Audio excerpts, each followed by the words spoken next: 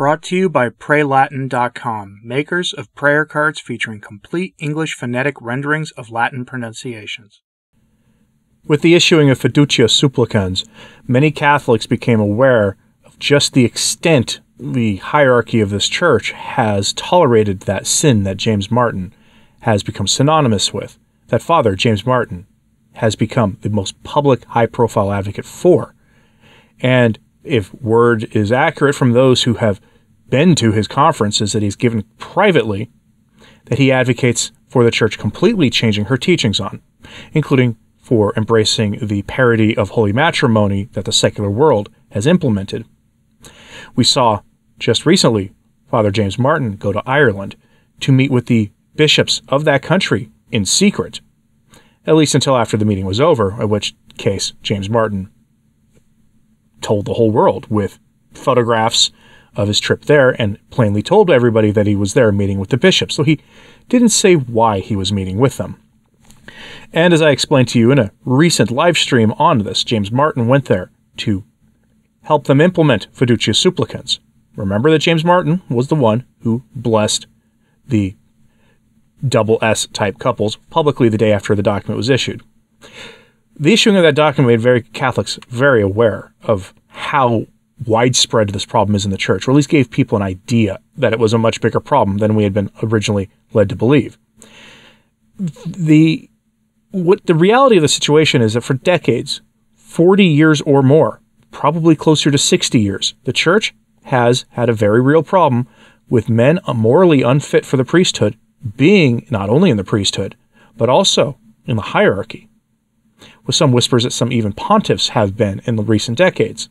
I'll leave you to decide if that's the case or not. So now we revisit what Father Malachi Martin had to say on this. He had to say so much on this subject that I'll actually have to do multiple videos on this. So today, Father Martin tried to warn us about Fiducia Supplicans. How did we get here? Let's turn to Father Malachi Martin for the answer to that. First, we turn to his book, The Keys of This Blood. This is a quote from that book. If the requests of the third secret were denied, the chastisements would follow as surely as night follows day. The country that was to be consecrated would spread its errors throughout all nations. Many millions would not survive. The practice of religion and the profession of true faith would diminish to a shadow of what they were. Widespread corruption would infect the church's clergy and laity. Therefore, the fateful timetable of spiritual and physical chastisements was locked into place, and in that August of 1981, was running full tilt. The Roman Catholic Church and the Society of Nations were now operating under the sign of that dire or proffered in the Fatima message. John Paul needed no one to tell him the initial results of Pope John XXIII's refusal of those requests of Mary. Already, whole sections of the Church in France, Austria, Holland, Germany, Spain, England, Canada, the United States, and Latin America had precisely fallen into unfaith. There subsisted only a faithful remnant of practicing Catholics. His own Vatican chancery and the chanceries throughout the church were in the hands of anti-church partisans. Heresy and grave error resided in the seminaries. An intricate and self-protective network of actively James Martin priests, nuns, bishops, and some cardinals now throttled all attempts to reform morals. Artificial barriers to being fruitful and multiplying was advocated explicitly or implicitly by a plurality of bishops, and the Moloch ritual, together with divorce, was connived at.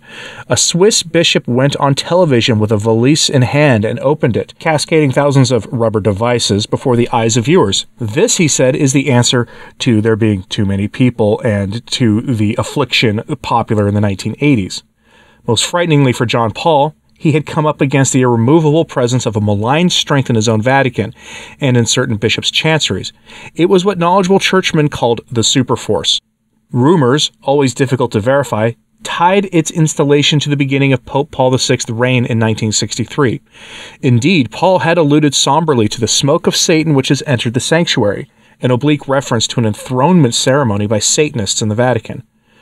Besides, the incidence of satanic Ted McCarrick problems, rites, and practices was already documented among certain bishops and priests as widely dispersed as Turin in Italy and South Carolina in the United States. The secret acts of the Ted McCarrick problems of a satanic variation are considered by professionals to be the culmination of the fallen archangel's rites. No, John Paul needed no one to tell him the Fatima timetable was running in vigor. He is alluding there to what happened at the beginning of Windswept House, which he has said was real. And a young woman did come forward in the 1990s who said that she was the person there, and that she had told Malachi Martin about that, which he himself confirmed later.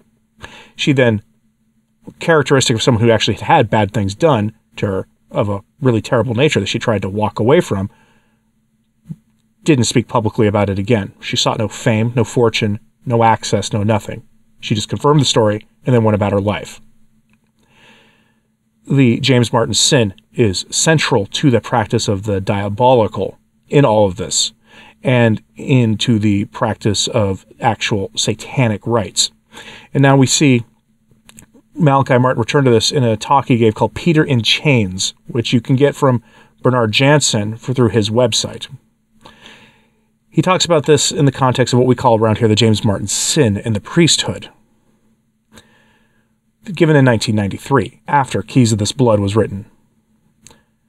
Why doesn't he, John Paul II, fire the archbishops who are either James Martin types or tolerate it in the churches? Why doesn't he remove seminarians or not allow them to be ordained who are active in that life? Because it's going on in the New York Archdiocese. It's going on in several archdioceses throughout Canada and the United States. Actively known as James Martin types are ordained every year. And at the same time, we have the toll in the list of Ted McCarrick type priests who are taken to court by parents and those whom they have done bad things to. But still, this crazy policy goes on. This anti-Catholic policy goes on. Why doesn't he, John Paul II, stop all that? And then they say Father Charlie Curran or Richard McBrien, these known heretics. Why doesn't he simply wipe them out, priestly wise? Why doesn't he declare them non-viable? Remember, Charlie Curran has faculties. He's a priest in good standing for the Diocese of Rochester with Bishop Clark. What sort of bishop would permit that?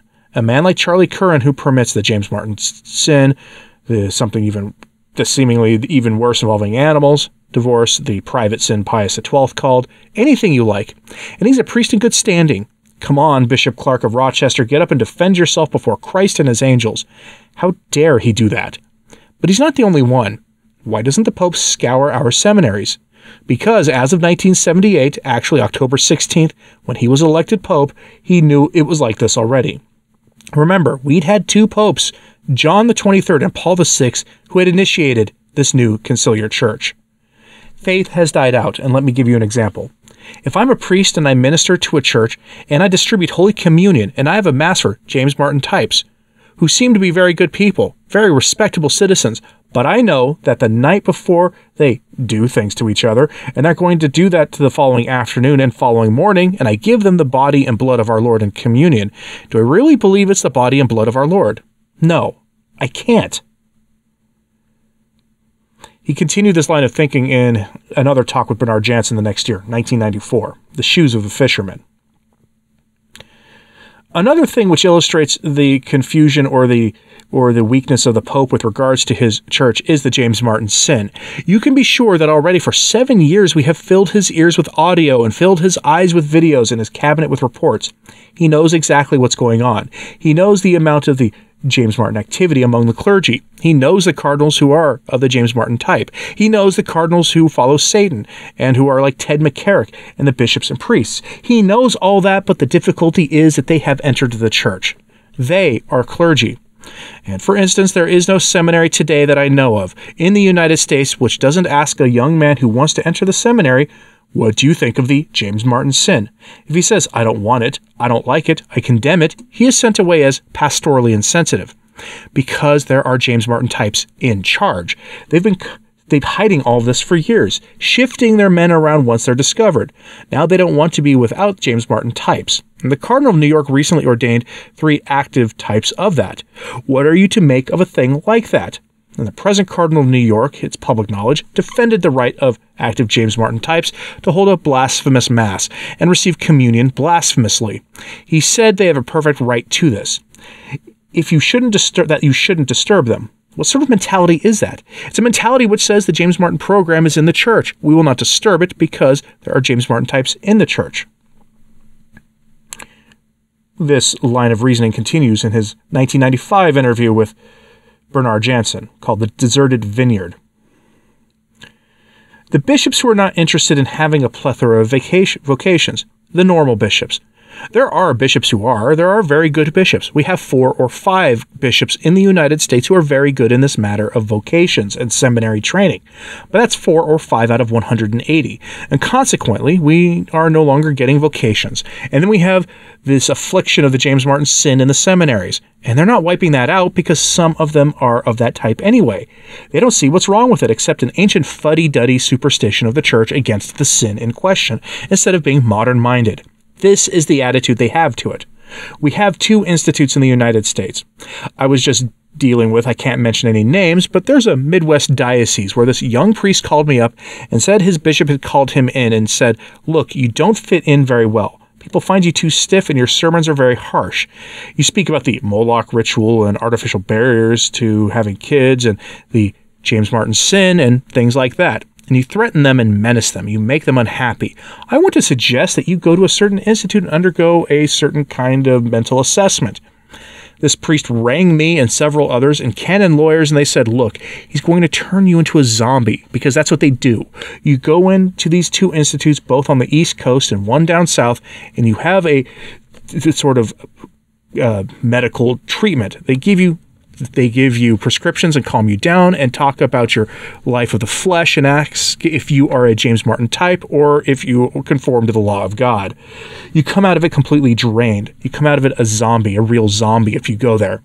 This is so common nowadays. I have 42 priests who I know personally, some of them I supported, who refused. What were their offenses? Well, they promoted the Blessed Sacrament. They had devotion to Padre Pio. They used novenas. They preached about the Passion. They preached against the James Martin sin. They preached against those artificial barriers to being fruitful and multiplying. They preached against annulments and divorce. I want to address one case. Father Anthony Cipolla, who was accused unjustly, as we found out, by a well-known James Martin type as having had done activities with him. The same young man also accused the Bishop of Pittsburgh, Archbishop Donald Wuerl, known to his friends as Donna Wuerl, by the way. Cipolla got a lawyer. The case went before a trial. He was exonerated completely. And yet his bishop, Archbishop Wuerl, insisted that he go for one of these analyses. He went for one analysis that was completely exonerated, completely cleared, and they said this man is neither a James Martin type nor a lecher. He was a good priest who's been accused. But no, Archbishop Wuerl wants to break this man in two and make sure he goes into a certain kind of analysis center and become a zombie. This man is refused, and everywhere this man goes, Archbishop writes letters warning everybody not to touch him, not to give him any work, meaning not to incarnate him as a priest. And it's a form of persecution. Finally, the man appealed to Rome, to the Signatura, and the Signatura ruled in his favor. Then the Archbishop went to Rome and spoke to some people there. We think he corrupted them. We don't know. The result is the Signatura turned against this priest. So now we're going back for another round of terms, and it's going on 7 years now. And it's cost the young priest every bit of money he's had, and he's living hand to mouth. His name was Father Cipolla. What Father Malachi Martin outlined there was the institutionalization of the James Martin sin in the hierarchy. It was only a matter of time until we got a fiducia supplicans. Only a matter of time until we got this sin being attempted to be made normal. Only a matter of time before we saw James Martin, the successor of some of those priests mentioned early in this video, meeting with the bishops of entire countries to make that sin normal in the life of the church. You know that James Martin has a position in the Roman Curia, right? He's an advisor to the Vatican's Dicastery for Communications. Something to keep in mind there. He has powerful connections. Everything he said here, that Father Malachi Martin here said about John Paul II being unable to do anything, the situation in Rome is worse now.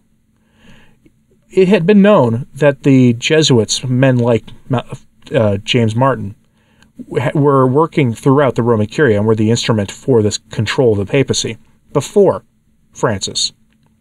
How much worse do you think it is now?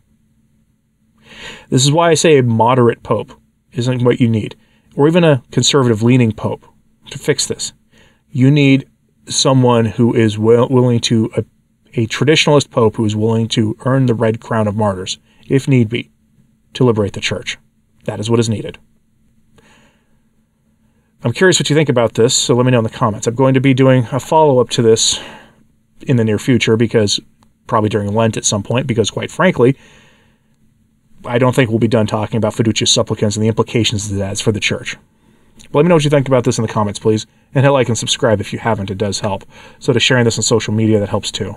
And as always, pray for the church. I'm Anthony Stine. Ave Maria.